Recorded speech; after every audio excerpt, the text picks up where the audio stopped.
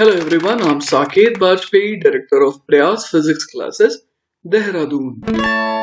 Welcome students, welcome to the second lecture of this beautiful chapter, Waves. तो देखिए बच्चों, अब तक हम लोगों ने क्या देखा था? अब तक हम लोगों ने देखा था कि अगर कोई सोर्स है जो कि खुद ही क्या कर रहा है, सिंपल हार्मोनिक मोशन कर रहा है, तो उसकी वजह से एक साइनोसॉइडल ट्रैवलिंग वेव क्रिएट हो सकती है। तो उसी को यहाँ पर एक्सपेरिमेंटली दिखाया गया है कि सबसे पहले तो ये जो कन्वेयर बेल्ट है ये क्या था, स्टेशनरी था ना, स्टेशनरी कन्वेयर बेल्ट। तो यहां पर हम लोग देख पा रहे हैं कि एक स्विंगिंग पेंडुलम बॉब है जो कि लीक कर रहा है सैंड को। तो शुरुआत में जब कन्वेयर बेल्ट रुका हुआ था तब तो ये सिर्फ एक स्ट्रेट लाइन में ट्रेस हो रहा था यहाँ पर सैंड, लेकिन जब कन्वेयर बेल्ट मूव करने लगा, ठीक है, when the conveyor belt is uniformly moving, ठीक है, तो हम लोग देख पा रहे हैं यहाँ पर कि एक साइन वेव किस तरीके से ट्रेस हो रहा है।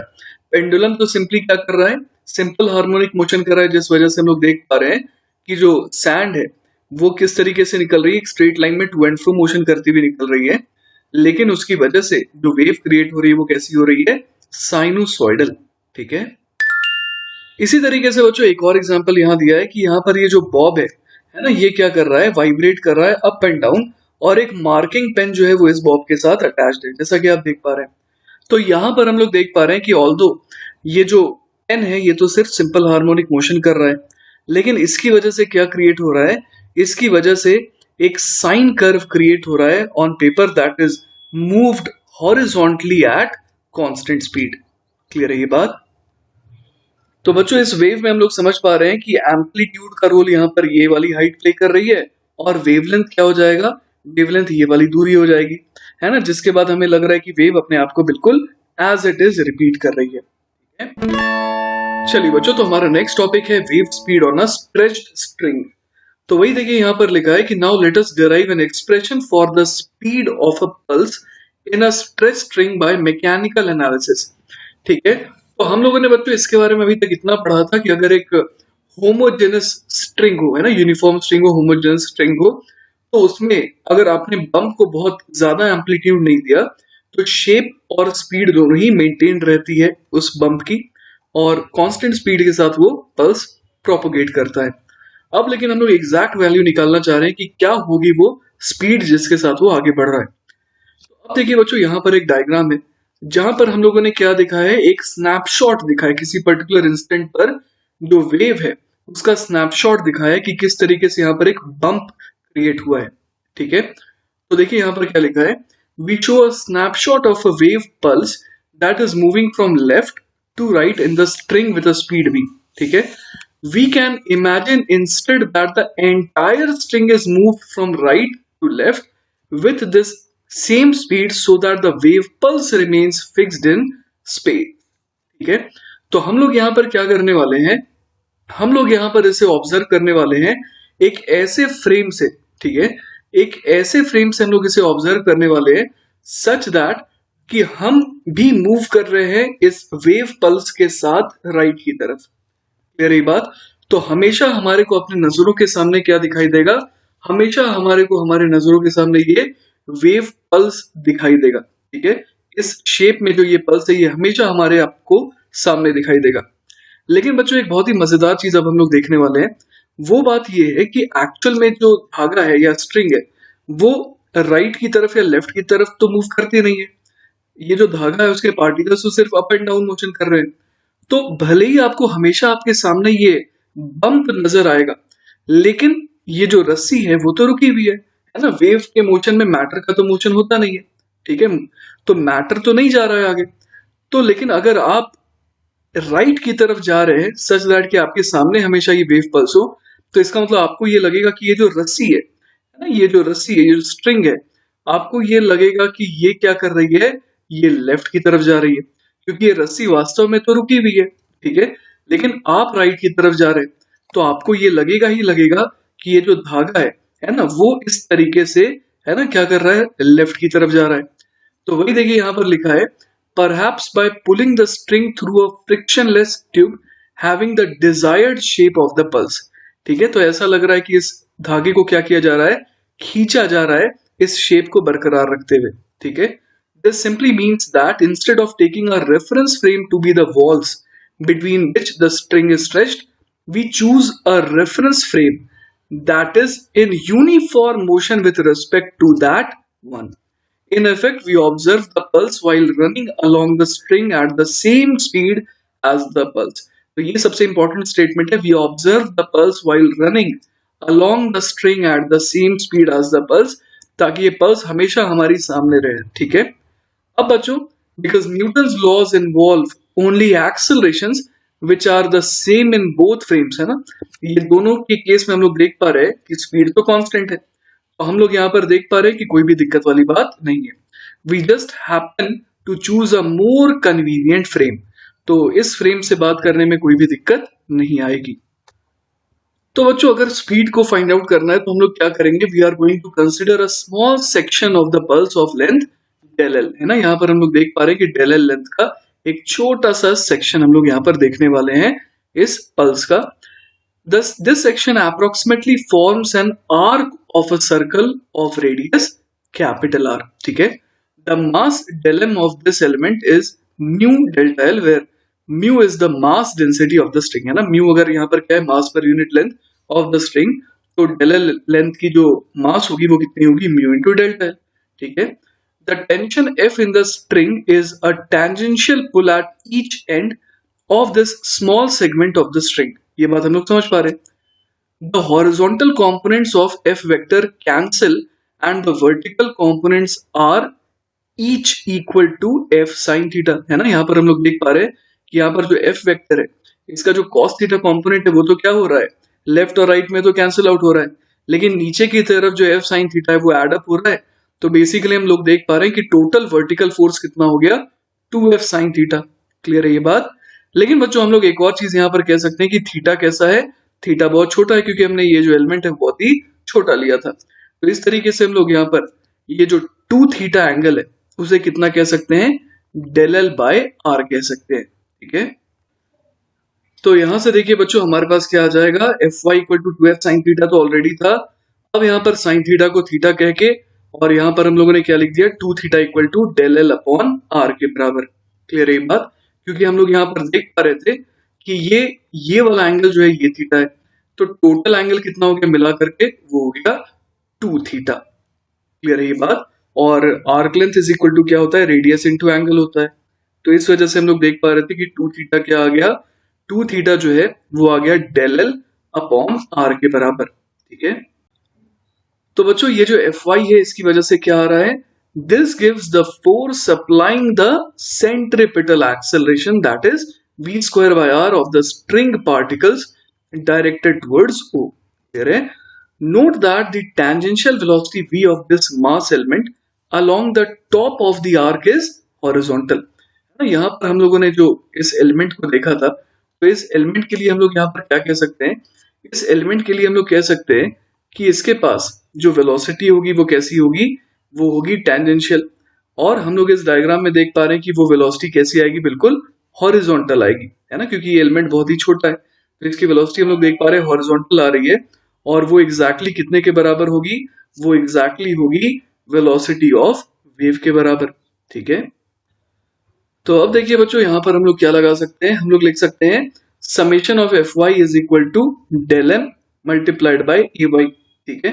तो यहां से क्या आ गया, f into del L upon R is equal to del M into A Y, और ए वाई कितना है, बी स्क्वायर अपॉन आर है. ठीक है. तो डेल एम को हम लोग क्या लिख सकते हैं, mu times del L. Clear है. तो आपको ये समझ में आ रहा होगा कि ए वाई हमने वी स्क्वायर बाय आर क्यों यूज करा, क्योंकि वो सेंट्रिपिटल एक्सेलरेशन है. और डेल एम को हम लोगों ने म्यू इंटू डेल एल क्यों लिख दिया, क्योंकि म्यू जो है वो मास पर यूनिट लेंथ है ऑफ द स्ट्रिंग. ठीक है. तो म्यू डेल एल क्या हो गया, मास ऑफ द स्ट्रिंग एलिमेंट हो गया. तो अब बच्चों, इन टर्म्स को अगर हम लोग कंपेयर करें, ठीक है, फर्स्ट और लास्ट टर्म को, तो यहां पर हम लोग क्या कह सकते हैं, v की वैल्यू यहां से कितनी आ जाएगी, under the root of f upon mu. क्योंकि यहां पर आप देखिए r और डेल एल ये तो कैंसिल आउट हो गए, तो v सिंपली हमारे पास क्या आ गया, under the root of f upon mu. जहां पर f क्या है, f जो है वो टेंशन इन द स्ट्रिंग है, और म्यू क्या है, मास पर यूनिट लेंथ है. ठीक है. अब देखिए बच्चों, ये जो फॉर्मूला हमारे पास आया v equal to under root F upon mu, इसको लाने के लिए हम लोगों ने कुछ एजम्पशन लिए, आइए उन एजम्पशंस को देखते हैं। If the amplitude of the pulse were very large compared to the length of the string, we would have been unable to use the approximation sin theta almost equal to theta. तो यहाँ पर हमारे को एक चीज का ध्यान देना होगा कि ये ऐसे एम्पलीट्यूड के लिए एप्लीकेबल है जो कि क्या हो, very large compare to the length of the string ना हो। Furthermore, the tension F in the string would be changed by the presence of the pulse, whereas we assumed F to be unchanged from the original tension in the stretched string. Therefore, our result holds only for relatively small transverse displacements of the string, a case that is widely applicable in practice. है ना, तो बहुत ज्यादा जोर का झटका देने पर जो है टेंशन वहां पर चेंज हो जाता, लेकिन हम लोगों ने यहाँ पर ऐसा कुछ भी एज्यूम नहीं करा है, तो इसीलिए ये small transverse displacements of the string के लिए ही एप्लीकेबल है। ठीक है, चलिए बच्चों, तो हमारा नेक्स्ट टॉपिक है द वेव इक्वेशन, और इस बार हम लोग वेव इक्वेशन को क्या करेंगे, डिराइव करेंगे। ठीक है, तो देखिए बच्चों, हमारे पास एक पोर्शन ऑफ द स्ट्रिंग है जिसमें एक वेव डेवलप हुई है, जिसकी वजह से ये अपने equilibrium position y equal to 0 से डिस्प्लेस्ड है। क्लियर है ये बात?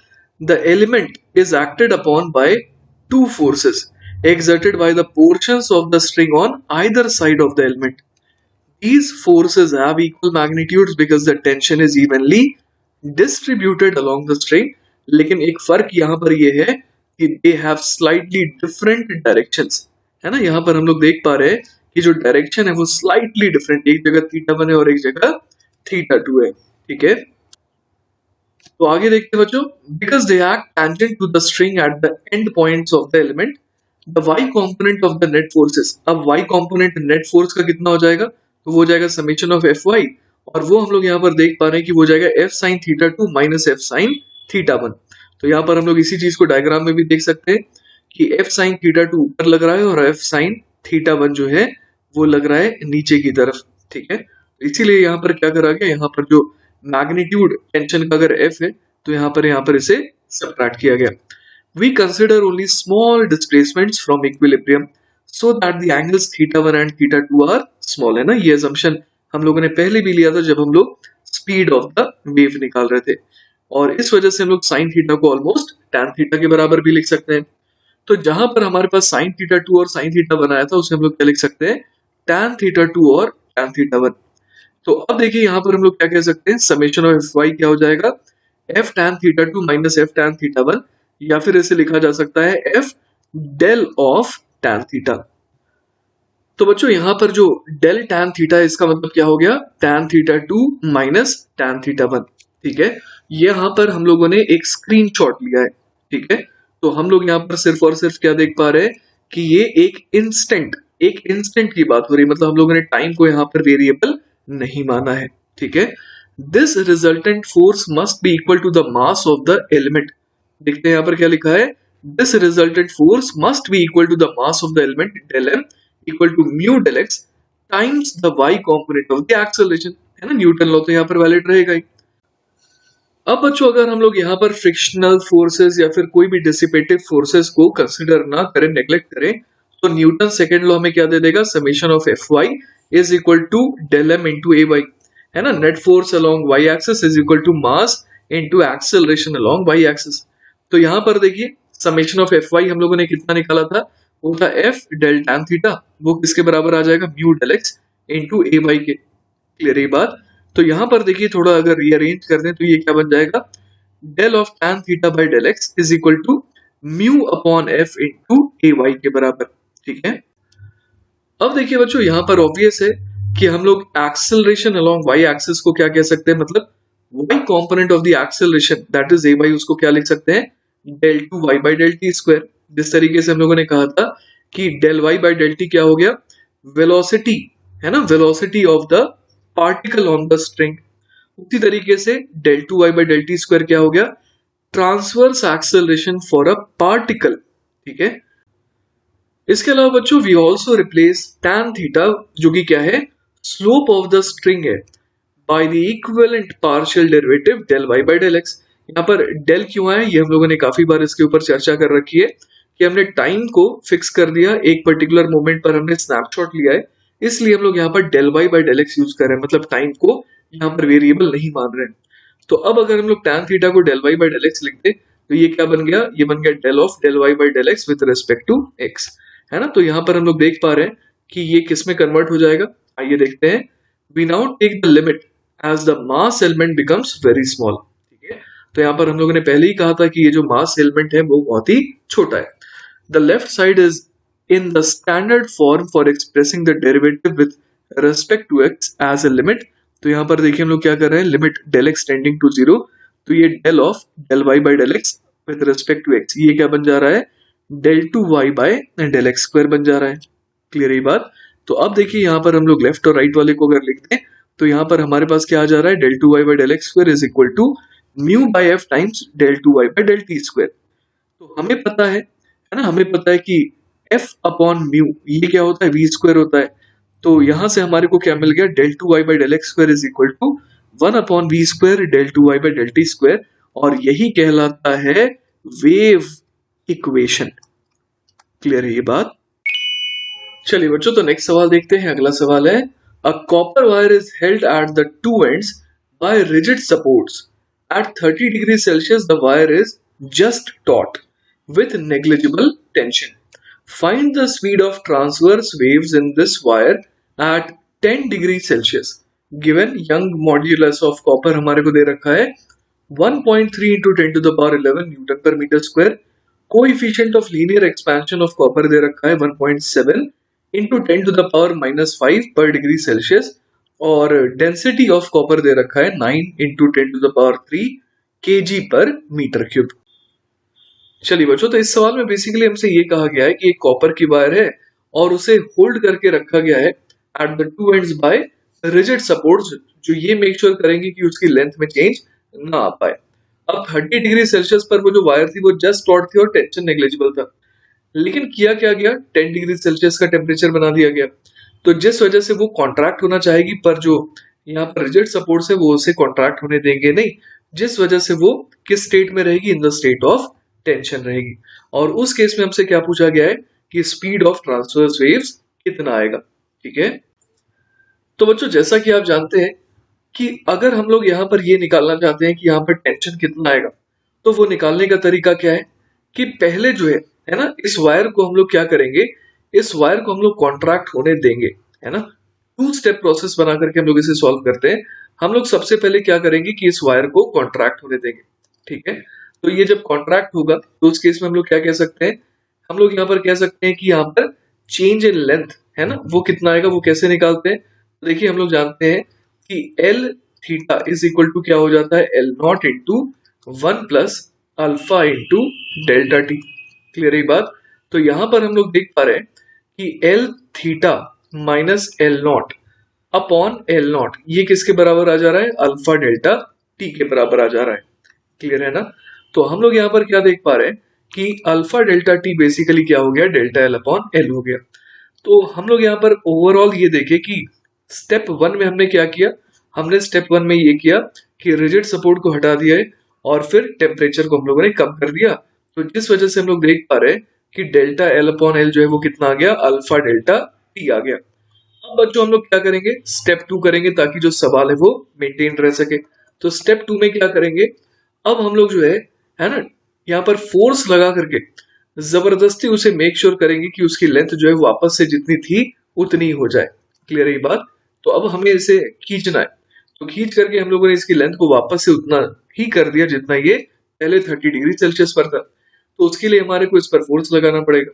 तो F upon A Y is equal to क्या आता है, डेल्टा एल अपॉन एल के बराबर आता है। तो यहां से हमारे को क्या मिल गया, डेल्टा एल अपॉन एल मिल गया बिकॉज ऑफ टेंशन। क्लियर है ये बात। अब लेकिन बच्चों हम लोग यहाँ पर ये कह सकते हैं कि ऊपर भी हमारे पास देखिए डेल्टा एल अपॉन एल आया था, लेकिन ये कौन सा था, ये था एक्चुअली थर्मल। क्लियर है ना।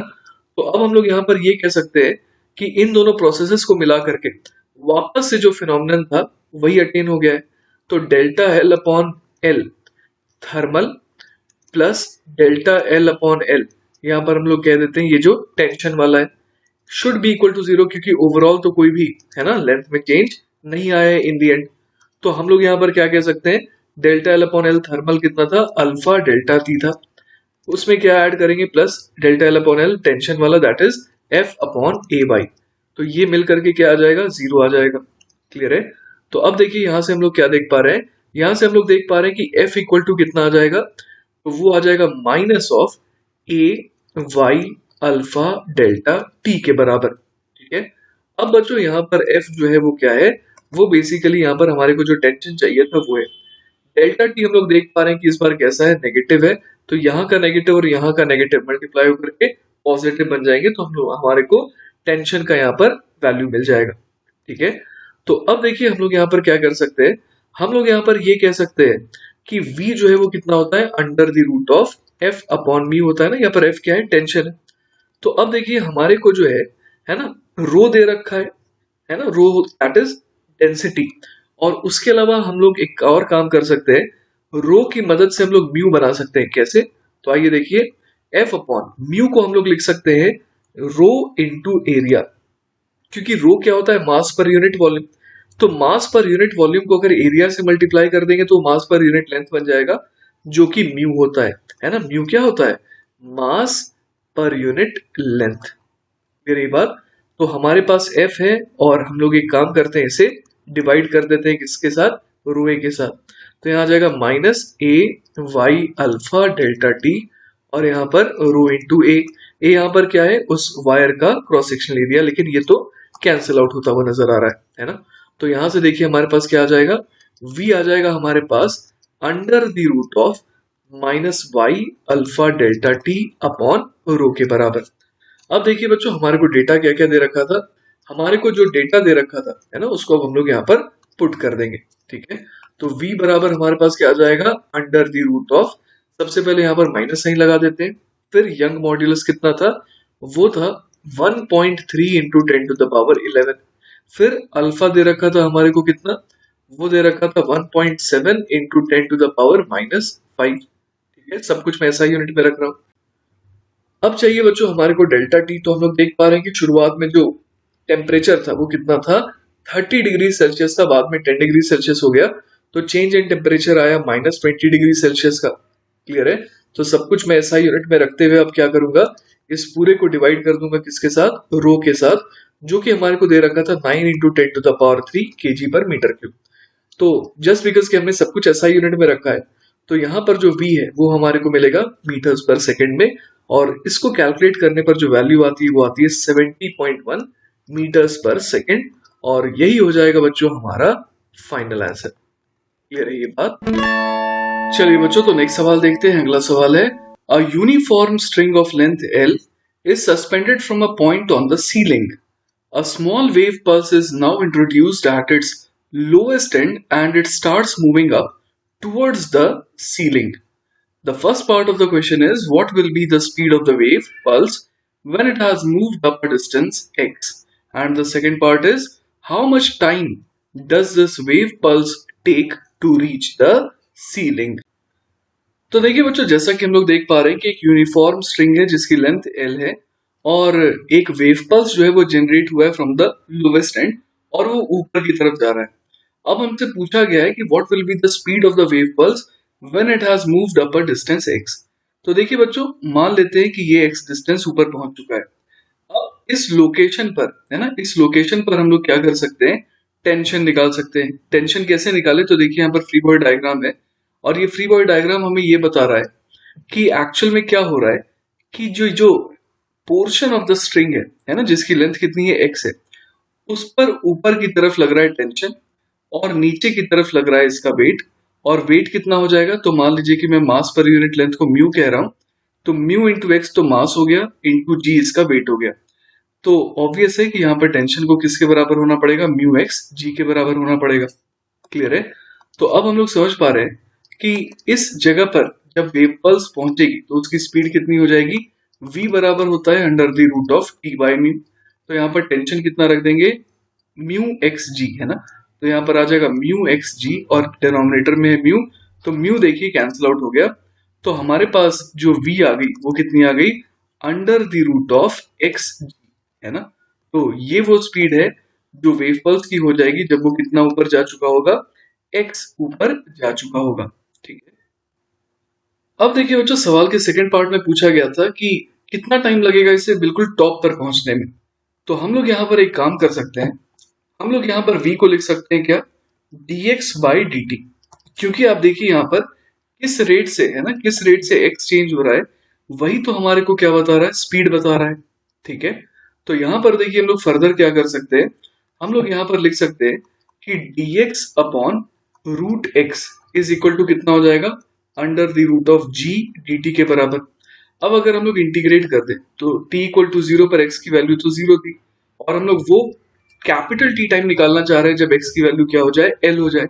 उस समय हम लोग कहेंगे कि ये जो पल्स है बिल्कुल टॉप पे पहुंच गया है। तो अब चलिए इसे इंटीग्रेट कर देते हैं। ये बेसिकली x की पावर माइनस हाफ है, तो x की पावर माइनस हाफ का इंटीग्रेशन हो जाएगा x की power minus half plus one upon minus half plus one. ठीक है, और यहाँ पर लिमिट पुट करनी है जीरो से लेकर के L तक, और यहाँ पर क्या आ जाएगा राइट हैंड साइड में रूट जी और dt का इंटीग्रेशन t, लिमिट पुट करने पर ये स्ट्रेट अवे t बन जाएगा। क्लियर है, तो यहां से देखिए हमारे पास फाइनली क्या आ जा रहा है, यहां से देख सकते हैं हमारे पास आ जाएगा x की पावर, ये हो जाएगा हाफ है ना, x की पावर हाफ हो जाएगा। तो हम लोग यहाँ पर जब लिमिट पुट करेंगे तो ये बन जाएगा रूट एल, और साथ ही साथ one minus half is again half, तो two root L upon root g है ना। इसको और सिंपल वे में क्या लिखा जा सकता है, twice of under the root of L by g. तो यही क्या हो जाएगा, total time taken by the wave pulse to reach the top है ना। यही हो जाएगा हमारे सेकंड पार्ट का जवाब। ठीक है, चलिए बच्चों, तो नेक्स्ट सवाल देखते हैं। अगला सवाल है, a uniform rope of length 12 metre and mass 6 kilogram hangs vertically from a rigid support. A block of mass 2 kilogram is attached to the free end of the rope. A transverse pulse of wavelength 0.06 meter is produced at the lower end of the rope. What is the wavelength of the pulse when it reaches the top of the rope? तो बच्चों देखिए, जैसा कि सवाल में हमारे को दे रखा है कि एक यूनिफॉर्म रोप है जिसकी लेंथ कितनी है, 12 मीटर है, और इसका मास जो है वो 6 किलोग्राम है, और वो इस तरीके से वर्टिकली हैंग कर रहा है फ्रॉम अ रिजिड सपोर्ट।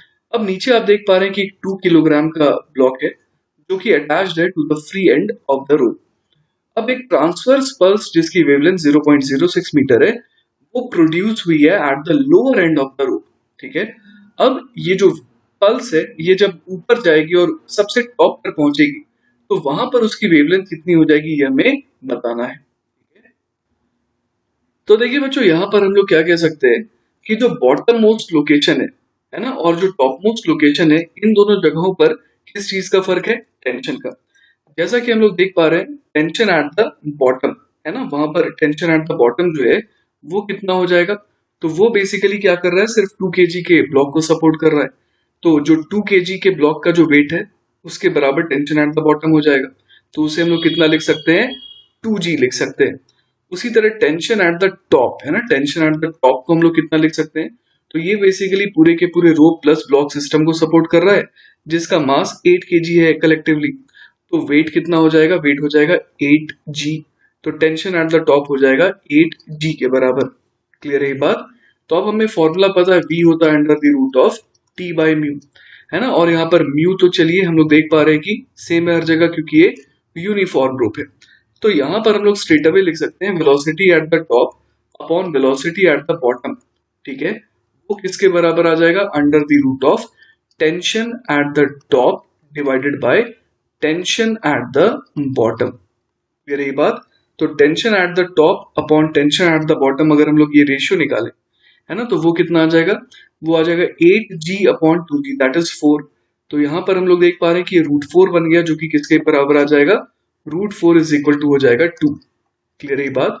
तो हम लोग यहाँ पर देख पा रहे हैं कि वेलोसिटी एट द टॉप वो कितनी आ जा रही है, वो आ जा रही है twice of velocity at the bottom. ठीक है, अब देखिए बच्चों, हम लोग यहाँ पर एक चीज कह सकते हैं कि v बराबर क्या होता है, f इंटू लैम्डा होता है। क्लियर है ये बात। तो यहाँ पर हम लोग जानते हैं कि फ्रीक्वेंसी तो क्या रहने वाली है, सेम रहने वाली है क्योंकि वो सोर्स की प्रॉपर्टी होती है। तो फ्रीक्वेंसी सेम रहेगी, इसका मतलब कि v top upon lambda top is equal to क्या रहेगा, किसके बराबर, v bottom divided by lambda bottom. Clear है ये बात। तो हमारे को क्या दे रखा था हमारे को दे रखा था lambda eight the lower end of the rope, ठीक है, और हमारे को क्या निकालना था, लैम्डा जब ये टॉप ऑफ द रोप पे पहुंच जाए, ठीक है। तो हम लोग यहां से क्या निकाल सकते हैं, लैम्डा एट द टॉप, है ना, वो कितना हो जाएगा, तो वो हो जाएगा v top upon v bottom, ठीक है, multiplied by lambda bottom. Clear है ये बात। तो अगर वैल्यूज पुट करें, है ना, तो हम लोगों ने अभी भी देखा था कि जो ये रेशियो आया v top upon v bottom वो 2 आया था, है ना। तो यहाँ पर हम लोग लिख देते हैं 2 मल्टीप्लाइड बाय लैम्डा बॉटम कितना था, 0.06, है ना, 0.06 मीटर था। तो यहां से देख पा रहे हैं हम लोग कि हमारा आंसर क्या आ जाएगा, 0.12 मीटर। तो ये क्या हो गया, लैम्डा एट द टॉप हो गया, और यही हो गया हमारा फाइनल आंसर, ठीक है। तो हम लोगों ने इस सवाल के थ्रू एक बहुत ही इंपॉर्टेंट बात ये सीखी कि फ्रीक्वेंसी जो है ना, फ्रीक्वेंसी जो है वो क्या रहेगी, सेम रहेगी, है ना, फ्रीक्वेंसी विल रिमेन सेम। और v बराबर एफ लैम्डा से हमने देखा कि v1 by lambda 1 has to be equal to v2 by lambda 2, ठीक है। चलिए बच्चों, तो हमारा नेक्स्ट टॉपिक है एनर्जी इन वेव मोशन, और हम लोग एग्जांपल लेंगे y equal to y m sine of k x minus omega t. इस इक्वेशन के करस्पॉन्डिंग जो ट्रैवलिंग वेव है उसका एग्जांपल लेंगे, ठीक है। तो देखिए बच्चों, जैसा कि हम लोगों ने शुरुआत में देखा था कि if you shake one end of a long string, your hand is doing work on the string, है ना, हम लोग एनर्जी प्रोवाइड कर रहे हैं to the string, you are thus providing energy to the string. That energy travels along the string as a wave, and a friend at the other end of the string could extract that energy. Clear है ये बात? Energy transport is an important property of waves, and in this section we examine the energy of a wave on a stretched string. ठीक है। अब देखिए बच्चों, ये जो हमारे पास फिगर है, it shows a wave travelling along the string at times t1 and t2। हम लोग देख पा रहे हैं कि t1 टाइम पर, है ना, t1 टाइम पर यहाँ पर ये थी वेव, और t2 टाइम पर ये हो गई वेव। क्लियर है ये बात। तो ये जो t2 टाइम और t1 टाइम में जो समय का अंतर है वो एग्जैक्टली टाइम पीरियड का 1/4 है। क्लियर है ये बात। तो हम लोग समझ पा रहे हैं बच्चों कि एक टाइम पीरियड का अगर फर्क आता तो पूरा का पूरा वेव पैटर्न कितने से आगे खिसक जाता है, एक वेवलेंथ से। तो अगर t/4 टाइम की बात हम लोग कर रहे हैं तो पूरा का पूरा पैटर्न जो है वो λ/4 से आगे खिसकता हुआ हमें नजर आएगा। क्लियर है ये बात।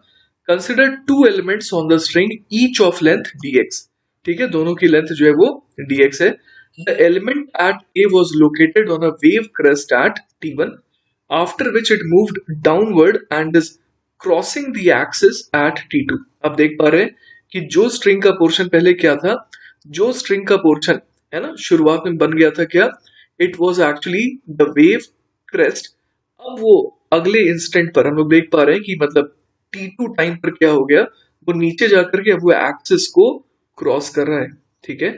इसी तरीके से the element at b was crossing the axis at t1, है ना, t1 टाइम पर जो है ये एक्सिस को क्रॉस कर रहा था, लेकिन अब वो क्या बन चुका है, but is on a wave crest at t2, जैसा कि हम लोग यहाँ पर देख पा रहे हैं। अब बच्चों मैं आपको ये बात एक्सप्लेन कर देता हूँ कि क्यों यहाँ पर ऐसा हुआ कि जो पार्टिकल पहले कहा था बिल्कुल अपने एक्सट्रीम लोकेशन पर था वो अब मीन पर आ गया, और जो पार्टिकल अपने मीन पर था वो अब एक्सट्रीम पर आ गया। तो ऐसा इसलिए हो रहा है क्योंकि हम लोग जानते हैं सारे के सारे पार्टिकल क्या करते हैं, इस स्ट्रिंग के एसएचएम करते हैं ना। तो एक 1/4 ऑफ अ टाइम पीरियड में क्या होता है कि जो पार्टिकल है ना मीन पे होगा वो एक्सट्रीम पर जाएगा, और जो एक्सट्रीम पर होगा वो मीन पर ही आएगा। इसीलिए हमारे को ये फेनोमेनन देखने को मिला है कि ए वाला जो पार्टिकल था जो एक्सट्रीम पर था वो मीन पर आ गया, और जो बी का जो पार्टिकल है ना मीन पर था वो कहाँ चला गया, अपने एक्सट्रीम पर चला गया, ठीक है। अब देखिए बच्चों, element A is at rest at t1 while at t2 it has the maximum particle speed, क्योंकि वो अपने मीन पर आ गया। This element therefore gains kinetic energy between t1 and t2। t1 पे उसके पास कोई भी kinetic energy नहीं थी, लेकिन t2 टाइम पर उसके पास बहुत ज्यादा kinetic energy आ गई। उसी तरीके से element A has very nearly its relaxed length dx at time t1, but at time t2 it has been stretched to a greater length by the tension in the string। आइए इस चीज को diagram में देखते हैं। तो देखिए बच्चों, यहाँ पर हम लोग देख पा रहे हैं कि t1 टाइम पर ये ऑलमोस्ट अपने नेचुरल लेंथ के जितना ही था, लेकिन t2 टाइम पर क्या हो गया कि इसकी जो लेंथ है वो काफी बड़ी हो गई as compare to its original length, क्योंकि यहाँ पर हम लोग देख पा रहे हैं कि काफी स्ट्रेचिंग आई है। ठीक है, तो वही देखिए बच्चों, यहाँ पर लिखा है कि but at time t2 it has been stretched to a greater length by the tension in the string, है ना, वही तो है जो खींचेगा। It thus gains potential energy from t1 to t2। On the other hand, element B loses kinetic energy between T1 and T2, क्योंकि पहले उसके पास बहुत ज्यादा काइनेटिक एनर्जी थी जब वो मीन पे था, लेकिन जब एक्सट्रीम पे चला गया तब तो जीरो हो गई। More over element B is stretched at T1 but has its relaxed length at T2, so its potential energy also decreases, है ना, यहाँ पर बिल्कुल उल्टा हुआ। We can thus view the travel of a wave along the string in terms of the kinetic and potential energy of each element of the string. By calculating how the energy changes with time, we can determine the power delivered by the wave, है ना। तो किस तरीके से energy में बदलाव आ रहा है, तो इससे हम लोग क्या डिटरमिन कर सकते हैं कि किस रेट से एनर्जी जो है वो ये वेव डिलीवर कर रही है टू द स्ट्रिंग। ठीक है, तो बच्चों अगर हम लोग y equal to y m sine k x minus omega t, है ना, इस इक्वेशन का यूज करें तो हम समझ पा रहे हैं कि अगर मान लीजिए किसी छोटे से dx, है ना, किसी छोटे से dx length of the element की अगर हम लोग बात करें ऑन द स्ट्रिंग, तो हम लोग उसमें change in kinetic energy that has occurred in time dt वो कैसे निकाल सकते हैं। तो d के बराबर हो जाएगा हाफ इनटू उस एलिमेंट का mass that is dm into uy का स्क्वायर। तो यहाँ पर हम लोग देख पा रहे हैं हाफ एज इट इज है, dm क्या हो जाएगा, मास पर unit length that is mu into dx that is length of the element. फिर यहाँ पर क्या आएगा, यहाँ पर उस एलिमेंट की स्पीड का स्क्वायर आएगा। तो स्पीड कैसे निकाले, तो हमारे पास y equal to y m sine k x minus omega t दिया हुआ है, तो इसको टाइम के रेस्पेक्ट में डिफरेंशिएट करेंगे तो साइन का कॉस आ जाएगा और चेन रूल से माइनस ओमेगा टी में से एक माइनस ओमेगा बाहर निकल आएगा। ठीक है, तो ये हो गया change in kinetic energy that has occurred in time dt। ठीक है, तो this change in kinetic energy has occurred in time dt that it takes for the wave to move a distance along the x axis equal to the x component of the length of the element। Clear है ये बात। तो हम लोग देख पा रहे हैं कि वेव तो x के लॉन्ग ट्रैवल कर रही है और अगर उसे dx लेंथ आगे जाना है, ठीक है, तो उसको टाइम कितना लगेगा, dx अपॉन v लगेगा। ठीक है, यहाँ पर v क्या है, वेव के प्रोपोगेशन की स्पीड है। The rate at which kinetic energy is transported by the wave is dk by dt। Obvious सी बात है ना, अगर dk काइनेटिक एनर्जी की चेंज आई है dt टाइम में, तो इसका मतलब क्या हो गया, rate at which kinetic energy is transported by the wave वो क्या हो जाएगा, dk by dt। और हम लोगों ने dk निकाल ही रखा था, तो dk by dt जो है बड़े आराम से हम लोग देख पा रहे हैं कि यहाँ पर dx by dt वाला टर्म आ गया। ठीक है, तो बच्चों यहाँ पर हम लोग देख पा रहे हैं कि dk बाई dt हमारे पास क्या आ गया, half mu omega square y m का स्क्वायर। फिर ये जो dx बाई dt है ये हम लोग समझ पा रहे हैं ये तो वेलोसिटी ऑफ वेव है ना, तो यहाँ पर हम लोगों ने v से रिप्लेस कर दिया और ये आ गया cos square k x minus omega T. ठीक है, तो ये तो बच्चों बात हो गई थी काइनेटिक एनर्जी की, है ना। अब अगर हम लोग निकालना चाहते हैं potential energy in the element, क्योंकि उसमें स्ट्रेचिंग आई है ना, we must evaluate the work done by the tension force F as it stretches the element from length dx to length dl, है ना। उसकी लेंथ तो dx थी, है ना, अगर कोई भी वेव नहीं आ रही होती तो बेचारी जो स्ट्रिंग है वो एक्स एक्सिस के लॉन्ग अगर रहती तो उसकी लेंथ dx होती। अब लेकिन हम लोग देख पा रहे हैं कि उसकी लेंथ जो है वो खिंच करके dl हो गई और du बराबर कितना हो जाएगा, f into dl minus dx, है ना। यहाँ पर हम लोग समझ पा रहे हैं कि जो work done by the tension force F है वो कितना हो जाएगा, F multiplied by dl minus dx। अब देखिए बच्चों, हम लोगों ने यहाँ पर dl को जो है अगर अप्रोक्सीमेटली ये कह दिया कि ये hypotenuse of a right triangle, है ना, हो जाए, तो हम लोग यहाँ पर समझ पा रहे हैं कि dl निकालना आसान है ना। क्या लिख सकते हैं हम लोग, dl को under the root of dx square plus dy square.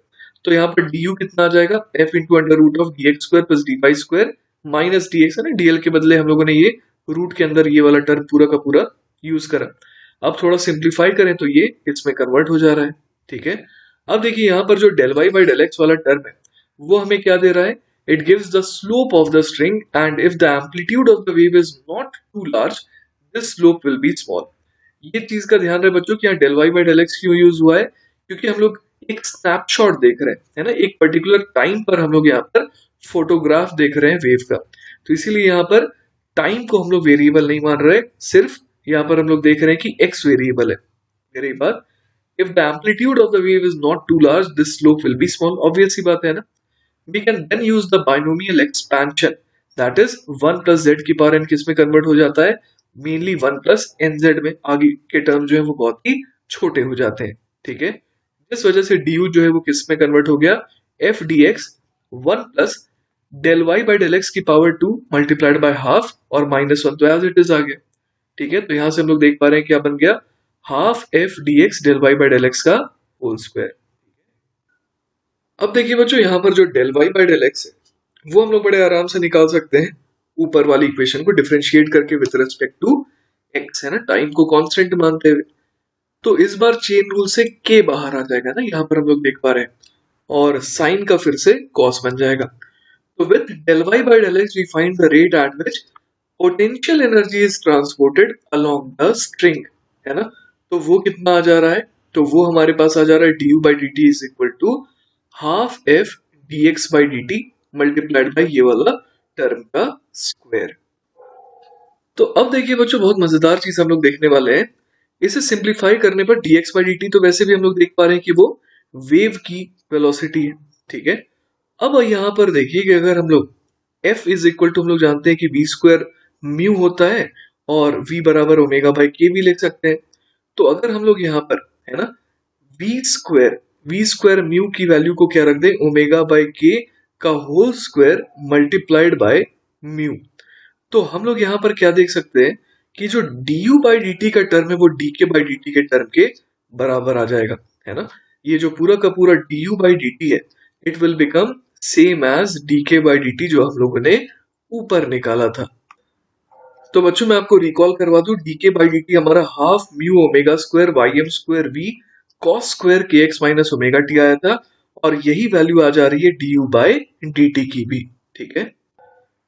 इसके अलावा बच्चों हम लोगों ने एक और मजेदार चीज देखी थी कि dk और du ये दोनों ही जीरो थे कब, when the element has its maximum displacement, है ना।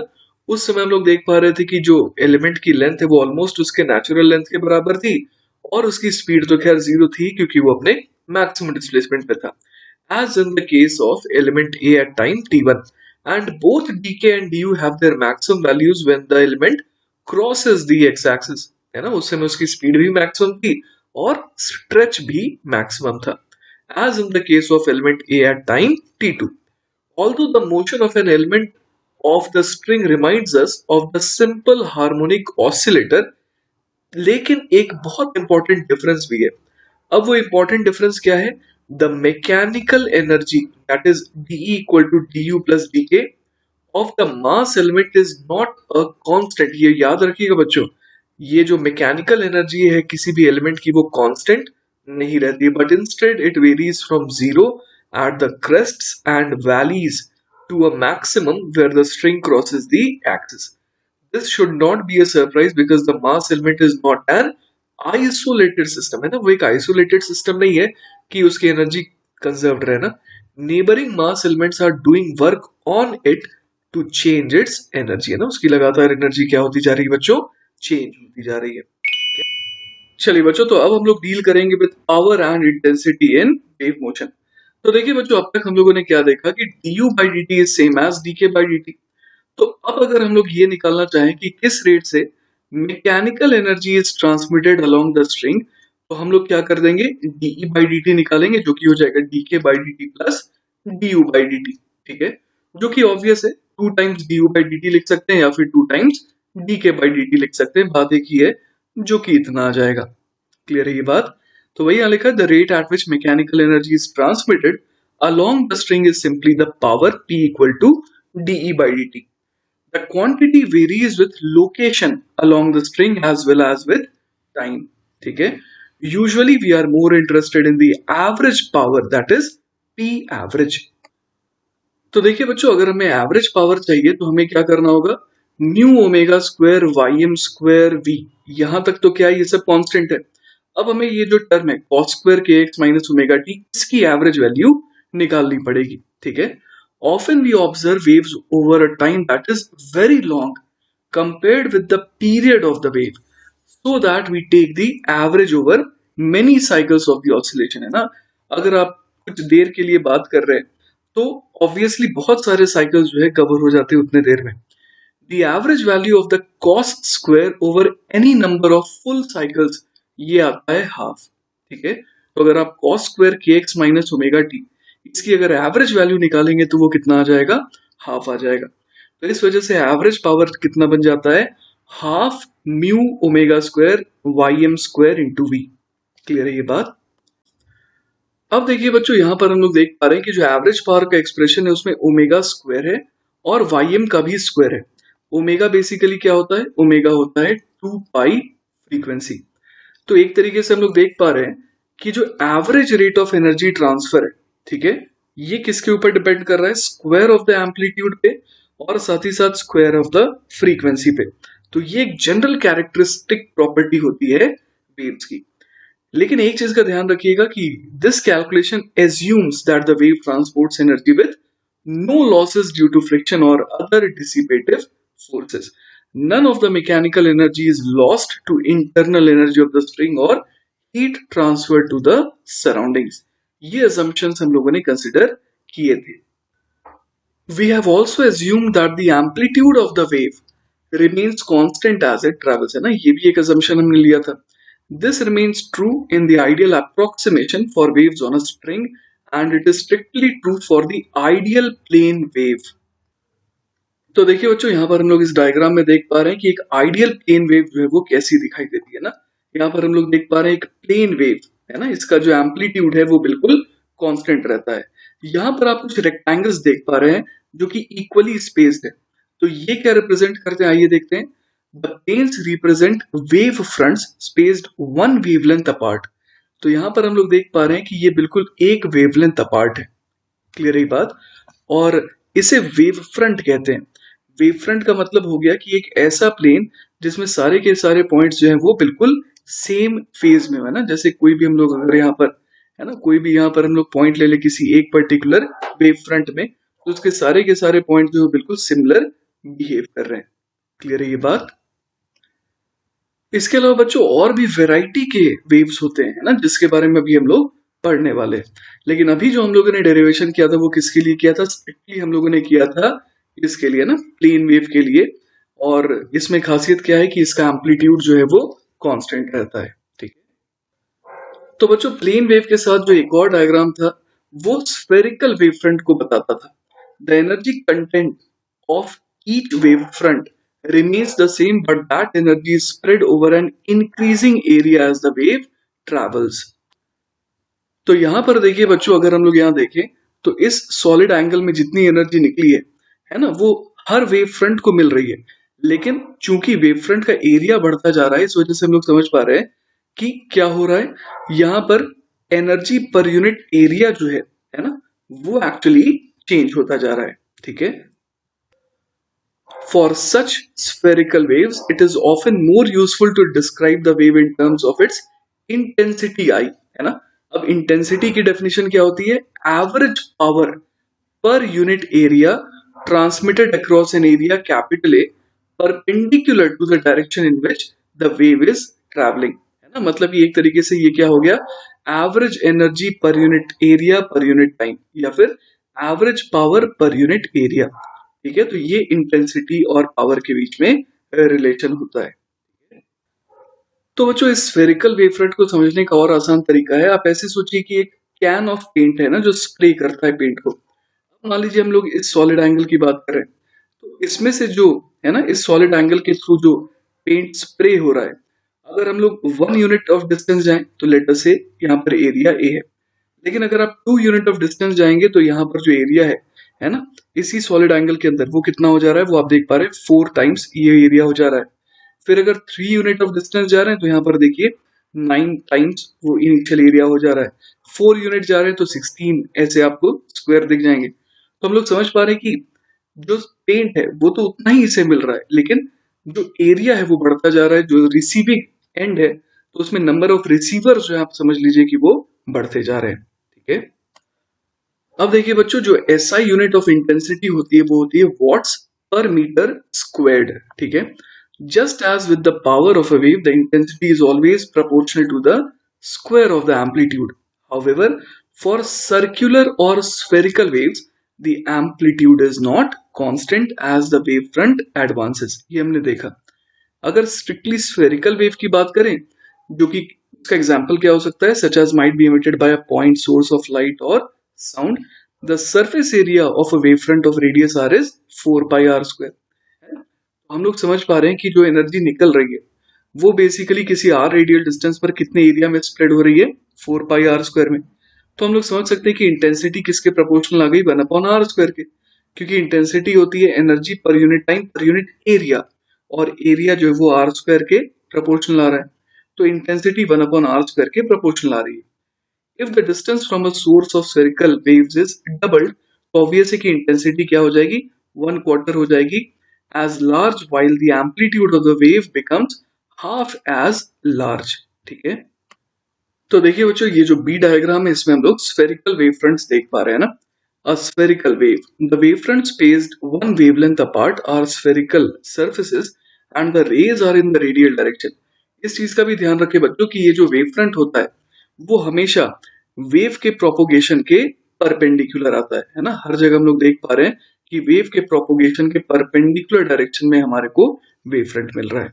ठीक है, इसके अलावा बच्चों हम लोगों ने एक और टर्म देखा था अभी, सर्कुलर वेव फ्रंट, है ना। तो सर्कुलर वेव फ्रंट का ये एग्जांपल हो गया। ठीक है, एक ठहरे हुए पानी में अगर आप कंकड़ मारेंगे तो इस तरीके से सर्कुलर, है ना, रिपल्स क्रिएट होंगे। और यहाँ पर हम लोग देख पा रहे हैं कि waves on the surface of a lake, the circular ripples represent wave fronts, है ना। एक रिपल को अगर आप देखेंगे तो इसके सारे के सारे, है ना, सारे के सारे पार्टिकल्स जो हैं वो बिल्कुल सेम फेज में नजर आ रहे हैं, मतलब सब एक तरीके का बिहेवियर शो कर रहे हैं। ठीक है, the rays which are perpendicular to the wave fronts indicate the direction of motion of the wave. Obvious है कि जो वेव है वो रेडियली आउटवर्ड डायरेक्शन में प्रोपोगेट कर रहा है, that is perpendicular to the wave front. है ना। तो चलिए बच्चों, इस लेक्चर का आखिरी सवाल देखते हैं। सवाल है, the average power transmitted through a given point on a string supporting a sine wave is 0.2 watt when the amplitude of the wave is 2 millimeter. What power will be transmitted through this point if the amplitude is increased to 3 millimeter? तो बच्चों, ये एक बहुत ही straight forward सवाल था। इसमें हम लोग एक्चुअली ये देख सकते हैं कि अगर बाकी सारी चीजें जो है वो अनचेंज्ड रहे तो हम लोग समझ सकते हैं कि पावर जो है वो किसके प्रोपोर्शनल आ जाएगा, एम्पलीट्यूड के स्क्वायर के। ठीक है, तो यहाँ पर हम लोग क्या कह सकते हैं, P2 upon P1 is equal to A2 square upon A1 square.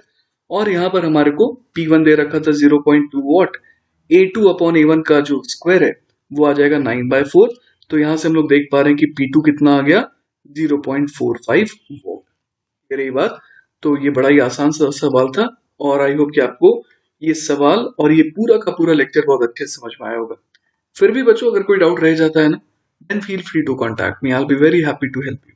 Take care बच्चों, बाय बाय।